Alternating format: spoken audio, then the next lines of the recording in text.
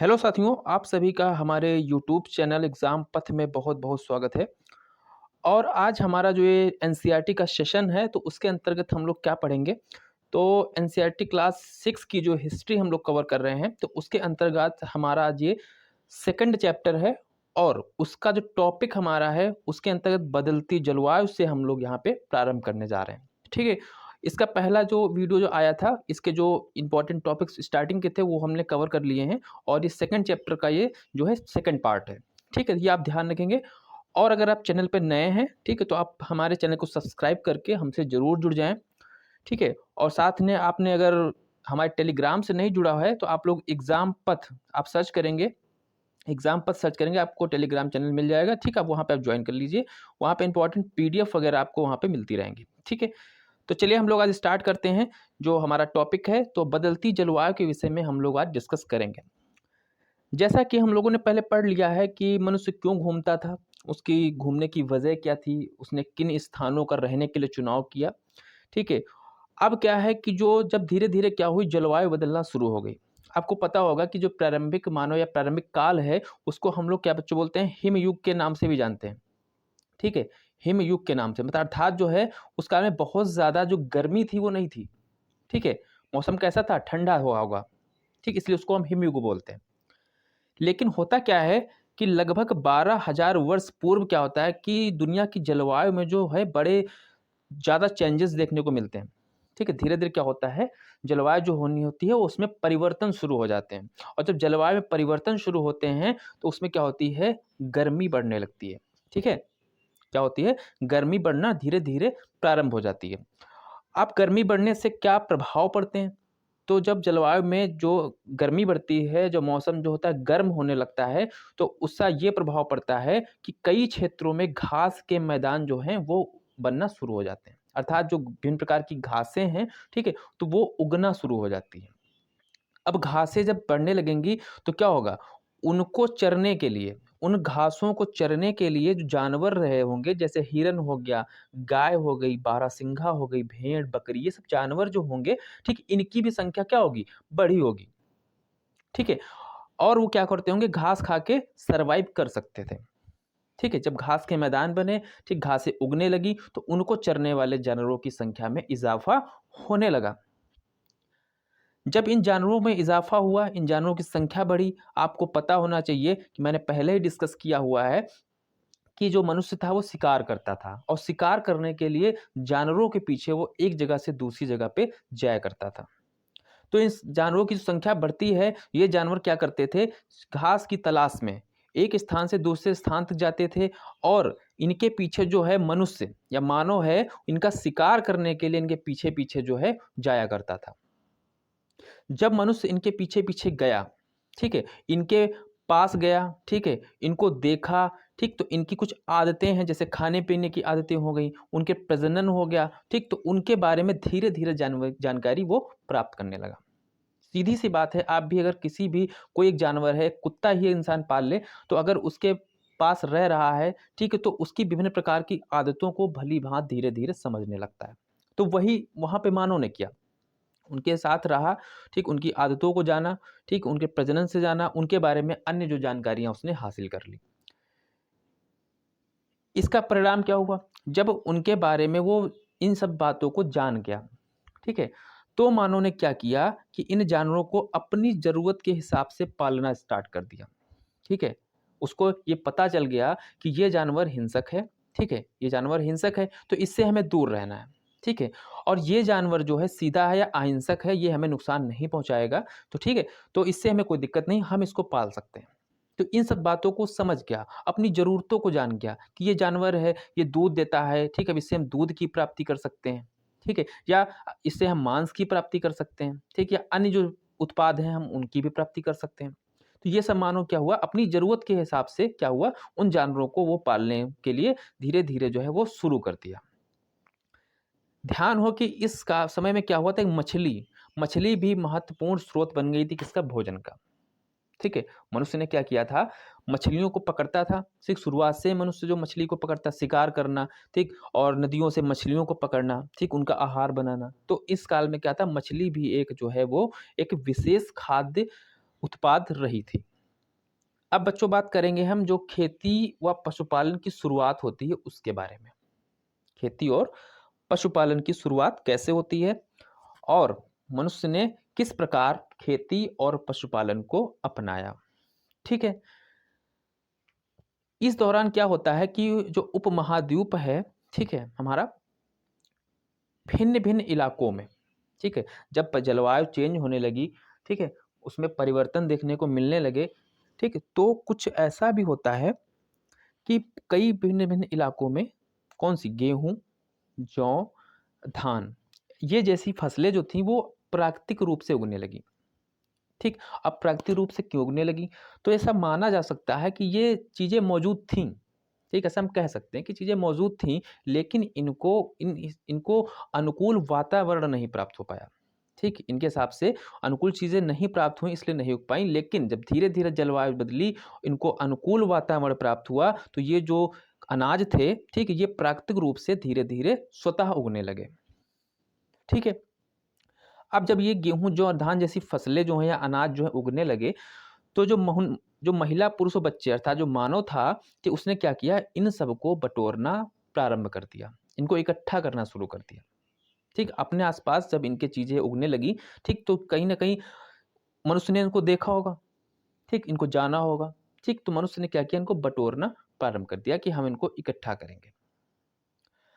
जब इसने मनुष्य ने इन चीज़ों को इकट्ठा करना शुरू कर दिया, तो कहीं न कहीं इसके पास जो फसलें उग रही थीं, ठीक है? ये जो अनाज प्राकृतिक रूप से उग रहे थे, तो उनके बारे में भी वो क्या जानकारी धीरे-धीरे प्राप्त करने लगा। ये सीखने लगा कि अनाज जो है कहाँ उगते हैं, ठीक है? ये पककर कब तैयार हो जाते हैं, ठीक? और ऐसे उन्होंने खुद अनाजों को पैदा करना शुरू कर दिया। अब हम किसी चीज़ के विषय में अगर हम जानकारी प्राप्त कर लेंगे, हमको संपूर्ण जानकारी हो जाएगी, ठीक है? तब उस चीज़ को हम बेहतर तरीके से कर पाएँगे। तो वही यहाँ पे मानव ने किया। जब वो जान गया, उसको जानकारी हो गई कि अनाज कैसे उगते हैं, कहाँ पे उगते हैं, ठीक है? कब पककर तैयार होते हैं, इनके लिए कौन-कौन सी चीज़ें आवश्यक हैं, कौन-सा वातावरण आवश्यक है, ये सब चीज़ों को जान गया। तो उसने क्या किया, खुद अनाज जो है वो पैदा करना शुरू कर दिया और जब उसने अनाज पैदा करना शुरू कर दिया, तो वो क्या बन गया? कृषक बन गया। ठीक है?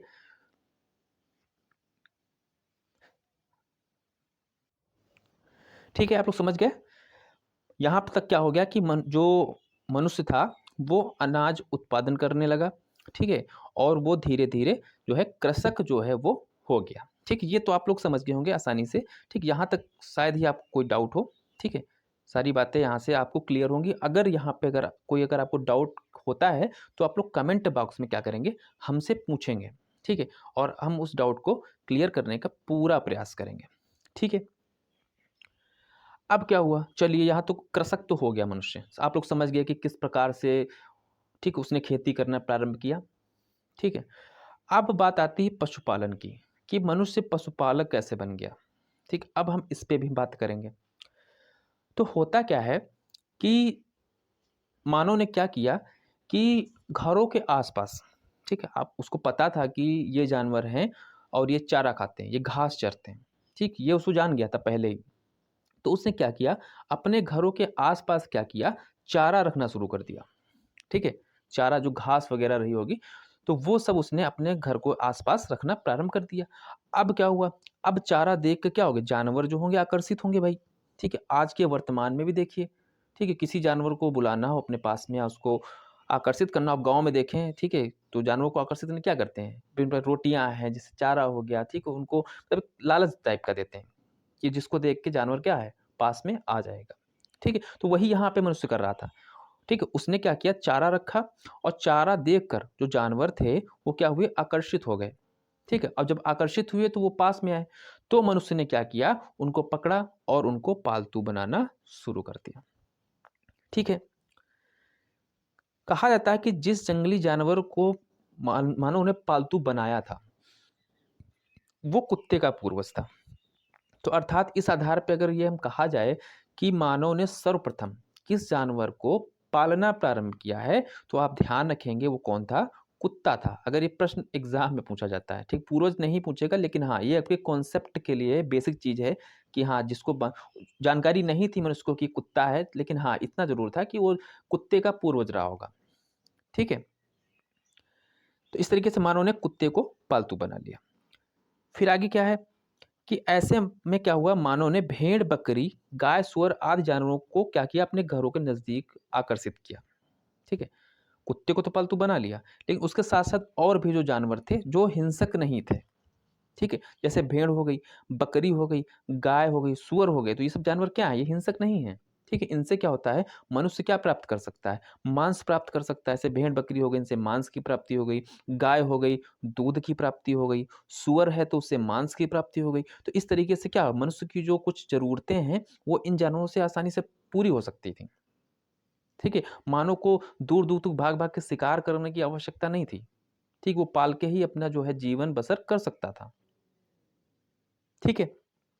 तो इसलिए इन जानवरों को उसने नज़दीक आने के लिए प्रेरित किया, और जब ये जानवर आकर्षित हुए और इनको क्या किया, मनुष्य ने पालतू बनाया, और इस प्रकार क्या होता है कि जो मनुष्य है वो क्या बन जाता है, पशुपालक बन जाता है। यहाँ तक कोई अगर डाउट हो तो आप बताएँगे। ठीक? मनुष्य कृषक कैसे बना, मैंने आपके सामने रखा। पशुपालक कैसे बना, मैंने ये बात भी आपको समझाई। ठीक है? 2 बातें आपको मैंने बता दी। बहुत ही बेसिक चीज़ है, ठीक है? कोई दिक्कत नहीं है, बहुत ही सामान्य लैंग्वेज, बहुत ही आसान लैंग्वेज में आपके सामने मैं रख रहा हूँ, ठीक है? बहुत ही ईज़िली आप समझ पाएँगे, किस प्रकार से जो है सब चीज़ें हुई। अब हम बात करेंगे बच्चों कि ये बसने की प्रक्रिया क्या थी? मनुष्य जो था, वो बसने की प्रक्रिया क्या थी? लोगों द्वारा पौधे उगाने और जानवरों की देखभाल करने के लिए को बसने की प्रक्रिया का नाम दिया जाता है। ठीक है? जो लोग थे, वो पौधे उगाते थे, जानवरों की देखभाल करते थे, ठीक है? तो इन सब को मिला के, ठीक है, कहा गया बसने की प्रक्रिया। अब कैसे बसने की प्रक्रिया इसको कहा गया? अब हमको ये भी जानना ज़रूरी है। तो कहा जाता है कि मानव ने उन्हीं पौधों को उगाया जो उनके अनुकूल थे, या उन्हीं जानवरों को पालतू बनाया जो उनके अनुकूल थे। क्यों? अब आप स्वयं सोचिए, अगर हम ऐसा पौधा उगाएँ, ठीक है, जिससे हमें कुछ प्राप्त हो, जैसे फल हो गया, ठीक है? या हो कह सकते हैं सब्ज़ी है, ठीक है? या अन्य चीज़ें जो हमारी ज़रूरतों के हैं, ठीक है? उन्हीं को हम क्या करेंगे? ज़्यादातर उगाएँगे। अब ऐसा तो नहीं कि हमारी जो ज़रूरत नहीं है, ठीक, हम उसको उगाना शुरू कर देंगे। ठीक, हम बहुत बातों के ध्यान रखेंगे कि कौन-सा पौधा हमारे काम का है और कौन-सा पौधा हमारे काम का नहीं है, ठीक? इसको उगाना नहीं चाहिए। क्योंकि उस टाइम क्या था कि बहुत सारी जो वनस्पतियाँ थी, बहुत सारे पेड़-पौधे थे, ठीक? उनमें एक चुनाव करना था। बहुत सारे जंगली थे, बहुत कटीले थे, ठीक? काँटे थे, ठीक? अनुपयुक्त थे, और कुछ पौधे थे, वो हमारे लिए लाभदायक रहे होंगे। तो इसलिए क्या हुआ, जो मनुष्य ने इन पौधों का चुनाव किया, उनको उगाया, ठीक है? जो उसके अनुकूल थे, जो उसकी ज़रूरतों को पूरा कर सकें, ठीक है? उन सभी पौधों को उसने उगाया। जानवरों की बात करें, तो जानवरों को भी उसने अपने अनुकूल उगाया। अब कोई मान लो हिंसक जानवर है, ठीक है? जैसे शेर हो गया, ठीक? अब शेर को तो कोई पालतू बनाएगा नहीं। ठीक? सिर तो अगर फालतू बना लिया तो खुद ही खा जाएगा। ठीक? तो उसने भी क्या किया कि उस जानवरों को अपने नज़दीक लाया, उसको पालतू बनाया, जिससे उसको जो है कुछ उसकी ज़रूरतें पूरी हो जाएँ। उनमें क्या थे, गाय, बकरी, भेड़, सूअर हो गया, ठीक है? तो ये सब सामान्य जानवर रहे थे। ठीक है? बसने की प्रक्रिया का जो समय है ये इम्पोर्टेंट है आप सभी के लिए। तो ऐसा माना जाता है कि 12,000 वर्ष पूर्व से जो है बसने की प्रक्रिया ये मानी जाती है। ये एनसीईआरटी क्लास 6 आपकी कहती है। और 12,000 वर्ष पूर्व से कौन-सा काल स्टार्ट होता है? मैंने पिछले लेक्चर में बताया। ये काल यहाँ से स्टार्ट होता है बच्चों, ये होता है मध्य पाषाण काल, ठीक है? और आप सभी को पता होना चाहिए मध्य पाषाण काल में क्या हुआ? पशुपालन प्रारंभ हो गया था। पशुपालन जो है शुरू हो गया था, ठीक? ये आपको ध्यान रखना है। और आने वाले समय में क्या होता है, नवपाषाण आते-आते मनुष्य जो होता है खेती और किसानी भी करना प्रारंभ कर देता है। ये बातें आप ध्यान रखेंगे, ठीक? कुछ स्थल हैं, वो हम आपको आगे कभी बता देंगे, ठीक? यहाँ पे फिलहाल एनसीईआरटी में जितना दिया हुआ है, उसको ही हम लोग यहाँ पे कवर करेंगे, ठीक है? एक्स्ट्रा चीज़ों को हम लोग यहाँ पे नहीं ले रहे हैं, एक्स्ट्रा चीज़ें जब हम लोग कोई अलग से जब लेक्चर्स होंगे, तो उनमें हम लोग कवर करते चलेंगे। अब हम बात करते हैं एक नवीन जीवन शैली की। अब भाई कृषक हो गया, पशुपालक भी हो गया, ठीक है? एक जगह पे बस भी गया, ठीक है? अब जो एक शुरू होती है, एक नवीन जीवन शैली प्रारंभ होती है, ठीक? वो क्या है? अब हम आगे देखते हैं। मानव द्वारा जो है बीज बोने के पश्चात उसकी देखभाल हेतु लेक लंबे समय तक क्या होता था? रहना पड़ता था। अब भाई सिंपल सी बात है, अगर मनुष्य ने जौ उगाया, अब ऐसा तो है नहीं कि जो है 1 महीने में तैयार हो जाएगा या 15 दिन में तैयार हो जाएगा। उसके लिए क्या हो एक समय होता होगा। जो भी 3 महीने, 4 महीने, 5-6 महीने जो भी समय रहता होगा, तो एक निश्चित समय में ये जो है, ये पौधे जो होते हैं पककर तैयार होते होंगे और ये उनको फल या मतलब जो भी अनाज है उनको प्रदान करते होंगे। ठीक है? और उसके लिए क्या करना होता? उसके लिए मानव को उस स्थान पे रुकना पड़ता होगा। ऐसा तो नहीं कि उसने बो दिया, पौधा तैयार हो गया और छोड़ के चला गया। सोचा कि 6 महीने बाद आएँगे और फिर से हम क्या करेंगे? फसल काट के ले जाएँगे। ऐसा तो है नहीं, क्योंकि अगर इसने ऐसा किया तो क्या होगा? बहुत सारे जानवर हैं, ठीक? उसकी फसल को खा जाएँगे। अन्य चीज़ें हैं, ठीक है? जो पौधे बोया तो उसके लिए और भी चीज़ें चाहिए, सिंचाई चाहिए, ठीक है? उनकी देखभाल चाहिए, ठीक? इसलिए मनुष्य को क्या पड़ा कि एक जगह पे लंबे समय तक रहना पड़ा, ठीक है? और यहीं से मनुष्य के स्थायी जीवन की प्रारंभ जो होता है, वो हो जाता है। तो बीज बोने से लेके फसल पकने तक सिंचाई करने, खरपतवार हटाने, जानवरों और चिड़ियों से उनकी सुरक्षा करने बहुत सारे कार्य होते हैं। आप अगर खेती आज भी आप अगर खेती देखेंगे, जो किसानी हो रही है, तो उसमें क्या होता है? पहले कृषक बीज बोता है, ठीक है? अब उसके बाद पौधे निकल आते हैं, फिर समय-समय पे उसकी सिंचाई करनी होती है। उनको बचाना भी है, ठीक है? कीट-पतंगों से, जानवरों से, ठीक है? इन सब से उनको बचाना भी है। उनमें विभिन्न प्रकार का खरपतवार उत्पन्न हो जाता है, अगर खरपतवार आ गया तो हो सकता है वो फसल को नष्ट कर दे, तो खरपतवार को भी हटाना है। तो ये सब बहुत सारे कार्य होते हैं, एक सिस्टम होता है खेती का, ठीक है? एक टाइम पीरियड होता है, एक सिस्टम होता है और उसको फ़ॉलो करके क्या होता है, जो है कृषि की जाती है, ठीक है? अनाज को भोजन व बीज, अब यहाँ पे देखिए अनाज जो यहाँ पे अब उत्पादन हो गया, ठीक है? जैसे मनुष्य ने खेती की और उत्पादन कर लिया। लेकिन अब अनाज जो है, उसको भोजन और बीज दोनों के रूप में बचा के रखना होता था। भाई अनाज हो गया गेहूँ जैसे, ठीक है? अब गेहूँ को क्या करेंगे हम? सबसे पहला काम तो है कि इसको हम भोजन के रूप में इसका उपभोग करेंगे, खाएँगे उसको। लेकिन अब ये भी तो है कि भाई अगर गेहूँ जो हम खा रहे हैं, तो अगली फसल बोने के लिए हमको बीज भी तो चाहिए। तो बीज के रूप में भी हमको बचा के रखना है। ठीक है? तो इसके लिए क्या आवश्यक था? अब भाई हम लंबे समय पर अगर इसके जो अनाज है उसको कब बचा के रख पाएँगे? उसके लिए हमें क्या करना पड़ेगा? उसके लिए करना पड़ेगा बच्चों अनाज का भंडारण, ठीक है? अनाज का भंडार करना पड़ेगा, उसको कहीं पे एक जगह पे संग्रह करके सुरक्षित रखना पड़ेगा, ठीक? तो इसकी आवश्यकता पड़ी। अब जब हमें अनाज की भंडार की आवश्यकता पड़ी होगी, तब क्या होगा? तब उसके लिए भी हम कुछ करेंगे, ठीक? उसके लिए मनुष्य ने क्या किया? चलिए देखिए, उसने मिट्टी के बड़े-बड़े बर्तन बनाए। ठीक है, उसने मिट्टी के बड़े-बड़े बर्तन बनाए जिसमें क्या था भंडारण जो है वो आसानी से किया सकता था। उसने टोकरियाँ बुनी, ठीक? जो विभिन्न प्रकार के जो पेड़-पौधे थे उनकी पत्तियाँ होती थी, ठीक है? या और भी चीज़ें होंगी, उनसे क्या उसने टोकरियाँ बनाना प्रारंभ कर दी। या फिर उसने क्या किया ज़मीन में एक बड़ा गड्ढा खोद दिया और उसमें क्या किया अनाज का भंडारण कर दिया। कुल मिला के बात ये है कि अनाज को सुरक्षित रखना है, उसको जब तक उसको आवश्यकता है। ठीक? तो इसलिए मनुष्य ने यहाँ पे भंडारण भी करना प्रारंभ कर दिया। बात आती है अनाज का उपयोग किस प्रकार से किया गया? तो सबसे पहला तो बीज के लिए, ठीक? अगर अनाज है तो उसको हम आगे जो फसल उगाने हैं तो उसके लिए बीज के लिए भी उसका हम प्रयोग करेंगे।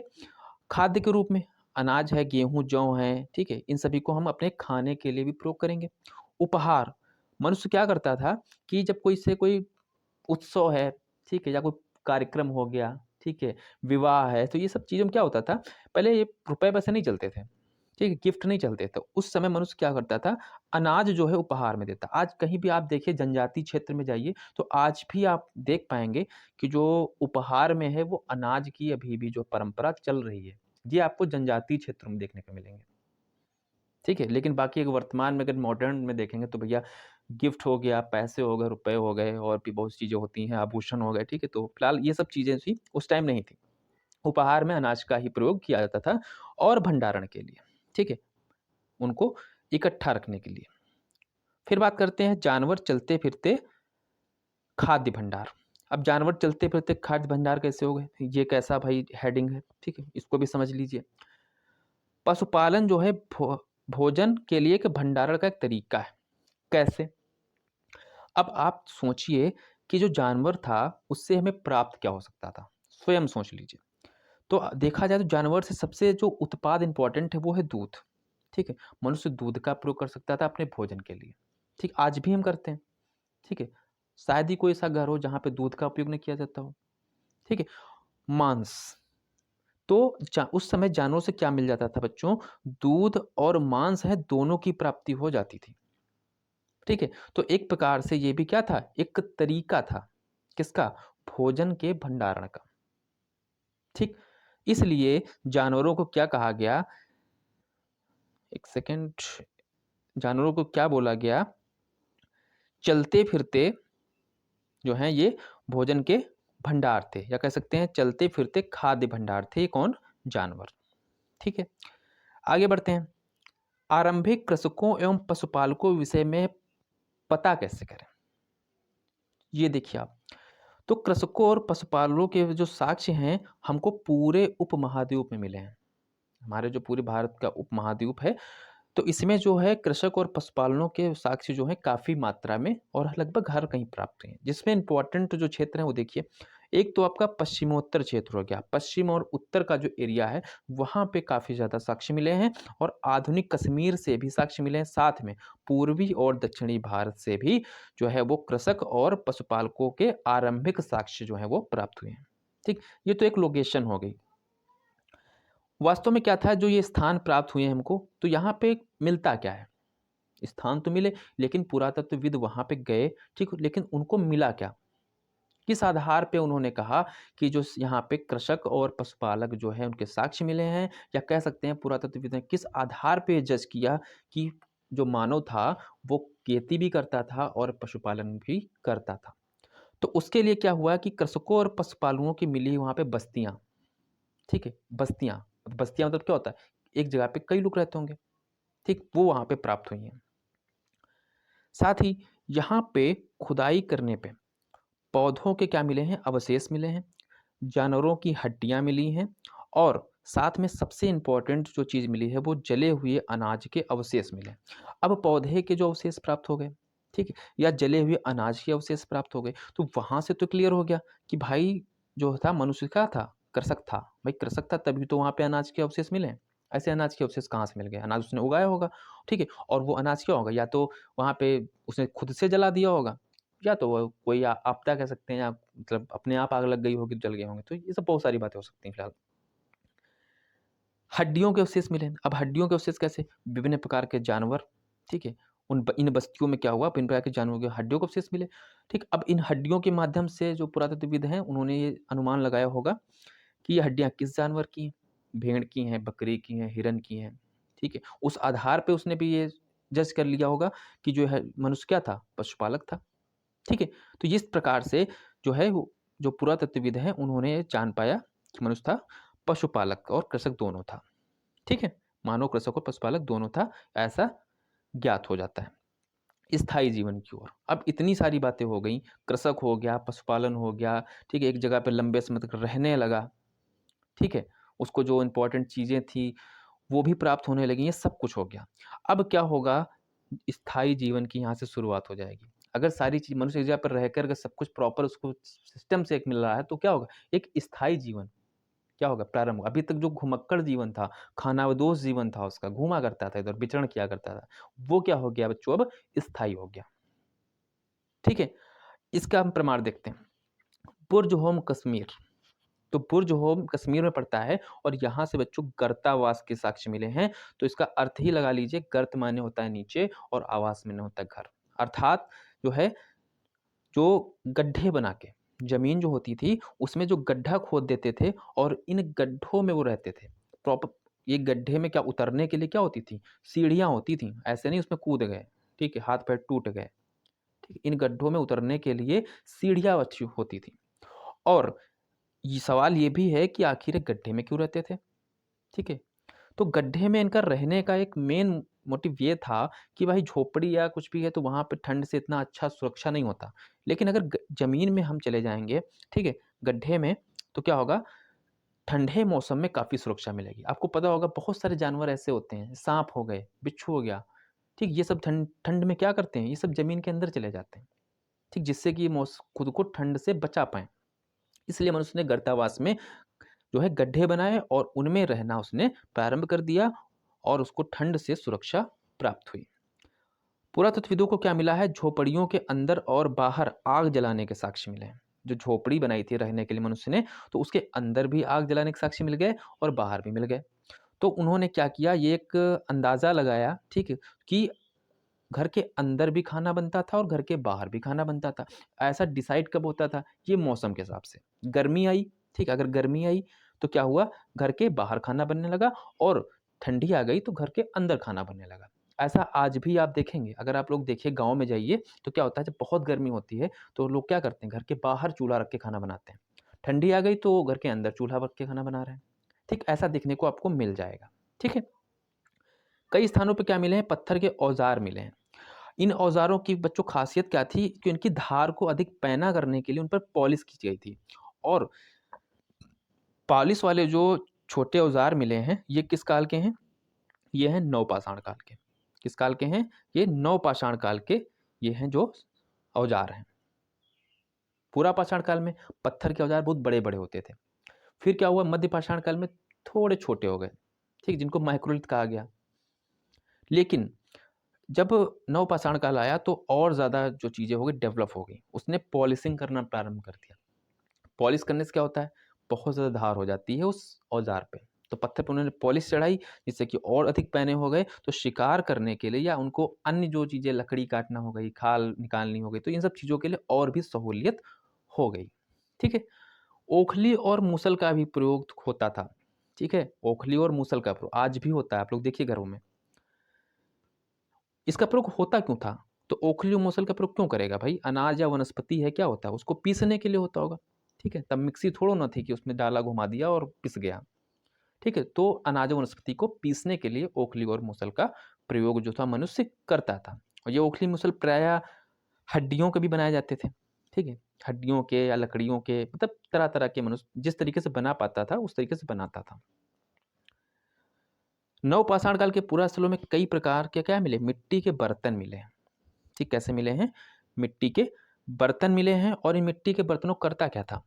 पहला तो क्या था कि वो भंडारण करता था, संग्रह। कोई उसकी चीज़ है, अनाज है या कुछ भी है, उसको रखने के लिए। हो सकता है क्या करता हो? खाना खाने के लिए।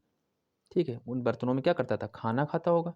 ठीक, तो कई प्रकार से इन बर्तनों का वो प्रयोग करता होगा। ठीक है? जहाँ मानव शिकार और भोजन संग्रह का कार्य कर रहे थे, वहीं आगे चल के खेती और पशुपालन को भी अपना लिया। अब ये बात कहाँ समझ में आई? हम पुरापाषाण से चलते हुए आ रहे हैं। तो पुरापाषाण काल में क्या था, जहाँ पे शिकार और संग्रह पे पूरी तरीके से मनुष्य आश्रित था। ठीक, उसको खेती पशुपालन नहीं पता था। तो मध्य और नवपाषाण काल आते-आते क्या हुआ, तो मध्य में मनुष्य पशुपालक हो गया, और जब धीरे-धीरे नवपाषाण काल आया तो उसमें मनुष्य जो है वो खेती करना प्रारंभ हो गया। ठीक, तो इन जो सिचुएशंस थी, इनसे निकल के कहाँ गया, यहाँ पे। लेकिन शिकार और भोजन संग्रह तब भी करता था। ये नहीं कि मतलब यहाँ पे आ गया, खेती पशुपालन हो गया तो शिकार नहीं करता, करता था, लेकिन उस तरीके से आश्रित नहीं रहा। अब बच्चों हम मेहरगढ़ के बारे में पढ़ लेते हैं, इंपॉर्टेंट है ये। ठीक है? वर्तमान में पाकिस्तान में पड़ता है मेहरगढ़, आपको ध्यान रखना है। ठीक है? बलूचिस्तान, ईरान जाने वाले रास्ता। ठीक है? ईरान जाने वाला रास्ता, और बोलन दर्रे के पास में एक क्या है, हरा-भरा ये समतल स्थान है, जो वर्तमान बलूचिस्तान, पाकिस्तान में पड़ता है। ठीक है? बोलन दर्रा इसमें ध्यान रखेंगे। और कहा जाता है बच्चों कि इसी इलाके में मानव ने सबसे पहले गेहूँ, जौ आदि जो फसलें हैं, चाहे अनाज हैं, इनको उगाना शुरू किया था। ठीक है? भेड़-बकरी पालना, ठीक है? बताते यहीं पे सीखा इसने। ठीक है? अनाज भी उगाना इसने यहीं पे सीखा, और भेड़ और बकरी को भी यहाँ पे पालना मनुष्य ने सब सर्वप्रथम यहीं पे सीखा था। यहाँ हिरण, सूअर, भेड़, बकरी, इन जानवरों के हड्डियों के साक्ष्य मिले हैं। क्या मिली हैं? हड्डियाँ मिली हैं। अर्थात ये कह सकते हैं कि यहाँ पे हिरण, सूअर, भेड़, बकरी जो थी, ये मौजूद थे, और मनुष्य उनको पालतू भी बनाता होगा। ठीक है? घर कैसे मिले? तो बच्चों घर यहाँ से चौकोर और आयताकार मिले हैं। कैसे? चौकोर और आयताकार मिले हैं। आपको मैं दिखाना चाहूँगा, ये रहा। ये है मेहरगढ़ से प्राप्त घर। ठीक है? मेहरगढ़ से प्राप्त घर है। ठीक है? 4 कमरे इसमें आपको दिख रहे होंगे। तो तरह-तरह के, कुछ कमरे रहने के लिए इस्तेमाल करता होगा, कुछ कमरे भंडारण के लिए यूज़ करता होगा, ठीक? कुछ कमरों में वो सोता होगा, कुछ कमरों में, मतलब इस तरीके से जैसे यूज़ करता होगा, ठीक है? जैसा आप लोग देख पा रहे हैं यहाँ पे देखिए भंडारण किया गया है, ठीक है? देखिए, ठीक, तो आप देख सकते हैं 4 कमरे यहाँ पे। तो इस तरीके से चौकोर या आयताकार जो घर थे वो मेहरगढ़ में होते थे। ये आप देख सकते हैं ये है बर्तन, ठीक है? इस प्रकार से मनुष्य जो है बर्तन बनाता था और उनका क्या करता था? अलंकरण करता था। इस पे देखिए कितना बढ़िया इस पे बाकायदा पेंट जैसा लग रहा है, ठीक है? इस तरीके से विभिन्न प्रकार से रंगों से वो अलंकरण भी करता था, ठीक है? हाँ, यहाँ की जो कब्रें हैं, उनमें जो मृतकों के साथ कुछ सामान भी रख दिया जाता था। क्यों? ऐसा माना जाता था कि जो मृतक के साथ सामान रख दिया जाता है, तो वो जब वो परलोक जाएगा, ठीक है? तो उन सब सामान जो उन चीज़ों का वो इस्तेमाल कर पाएगा। ऐसा वो लोग मानते थे, ठीक है? अंधविश्वास काफ़ी ज़्यादा रहा था, ठीक है? आज भी है। कब्र में मृतक के साथ बकरी दफनाने के साक्ष्य मिले हैं, सर्वप्रथम कहाँ से? मेहरगढ़ से। कब्र में मृतक के साथ बकरी दफनाने के। बकरी क्यों दफनाई गई? तो ऐसा उनके परिजनों को मानना ये था कि भाई ये मर गए हैं, ठीक, इनकी मृत्यु हो गई है और ये जब परलोक जाएँगे, ठीक है? परलोक जाएँगे तो वहाँ पे क्या करेंगे, ये इस बकरी को वो क्या करेंगे, खा लेंगे, ठीक है? इस बकरी को क्या करेंगे बच्चों, खा लेंगे, ठीक है? उनका ये मानना था कि ये जो बकरी दफनाई गई है, ये उनके साथ जाएगी और वहाँ पे इसको निपटा देंगे, ठीक है? बहुत आडंबर था, ठीक है? उन्हीं चीज़ों को आज भी मनुष्य बहुत जगह फ़ॉलो हो रहा है, जहाँ पे शिक्षा नहीं है, तो वहाँ पे ये चीज़ें आजकल भी देखी जा सकती हैं, ठीक है? इसीलिए कहते हैं शिक्षा बहुत ज़रूरी है। ये बच्चों आपको मैं दिखा रहा हूँ, ये देखिए, क्लियर नहीं आ रहा है, ठीक है? हाँ, ये देखिए बच्चों, ये जो है, हाँ, ये मृतक के साथ क्या है, बकरी दफनाने के ये आपको ये साक्ष्य देख सकते हैं। ठीक है? ये मृतक है, ठीक है? ये देखिए और इसके साथ में ये बकरी जो है वो दफ़नाई गई है, ठीक है? ये साक्ष्य आपको देख सकते हैं, ये मेहरगढ़ से मिला है, ठीक है? खुदाई के दौरान पुरातत्वविदों ने, ठीक है, इसको प्राप्त किया, ठीक है? तो इस तरीके से आज का ये जो क्लास बच्चों हम ख़त्म करना चाहेंगे, ठीक है? और ये जो दूसरा चैप्टर था, ये पूरी तरह से क्या हो जाता है, समाप्त हो जाता है, ठीक है? जो चैप्टर 2 था, ठीक है? ये हम आज पूरी तरीके से ख़त्म कर चुके हैं और नेक्स्ट जो चैप्टर आएगा उसमें हम लोग आरंभिक नगर के विषय में पढ़ेंगे, ठीक है? और वीडियो पसंद आता हो बच्चों तो आप लोग लाइक कर दीजिएगा, ठीक है? शेयर कर दीजिएगा अपने फ्रेंड्स के साथ और चैनल को सब्सक्राइब ज़रूर करें, ठीक है? मिलते हैं नेक्स्ट वीडियो में और आज के लिए इतना ही। Thank you. जय हिंद।